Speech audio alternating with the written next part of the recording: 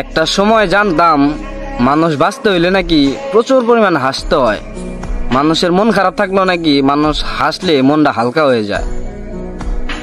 ঠিক সেম কথাটাই এখন উল্টা হয়ে গেল, মানুষ হাসলেও মরতে হয়। এটার বাস্তব প্রমাণ পারভেজ ভাই দেয়া গেল। মানুষের মনুষ্যত্ববোধটা কই গেছে ভাই? আপনারা কি ভাবেন ভাই? একটাবার ভাবেন, এতে কি হইল? একটা সহজ সরল জীবন নষ্ট চলে গেল।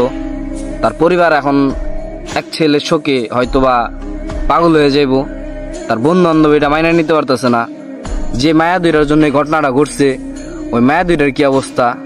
হয়তো আবেগে করছে। যাই হোক, যেভাবেই করুক, আমি সাপোর্ট টানতেছি না, যেভাবেই করুক, ওই মায়া দুইটার আজকে কি অবস্থা?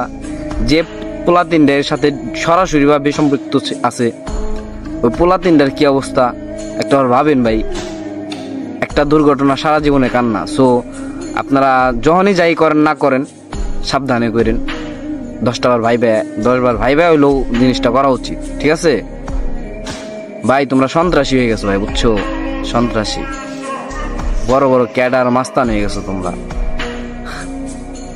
যে মানুষই মেয়েরা ফেলাইতে হয় তোমার কাছে একটা মায়ার জন্য। ভাই মায়া জাত ভালো না, তোমরা এটা জানো না? মায়া জাত বেমান, ঠিক আছে? তোমরা এটা জানো? মায়া কইলো আর তোমরা, ঠিক আছে, দৌড় পেরে আইলা ওই পোলাটার মারার জন্য। পোলাটার ভাই কি দোষ ছিল ভাই? হ্যাঁ, এখন সামলাও, ঠেলা সামলাও। ধৈরা যখন ডিম থেরাপি যখন দিব, তখন মনে করো বুঝবা যে কি করছো, জীবন কি করছো।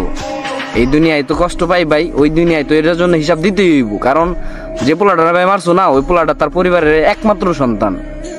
কোনোদিনই তোমাকে ছেড়ে দিব না, যতই বলুক যে মাফ করে দিছি তোমাকে, কিন্তু কোনোদিনই এটা হাসর ময়দান হইলো তোমার কাছে একদিন হলো এটা কই ফুট দিতে হইব তোমাকে। এটা তোমরা মানো আর না মানো।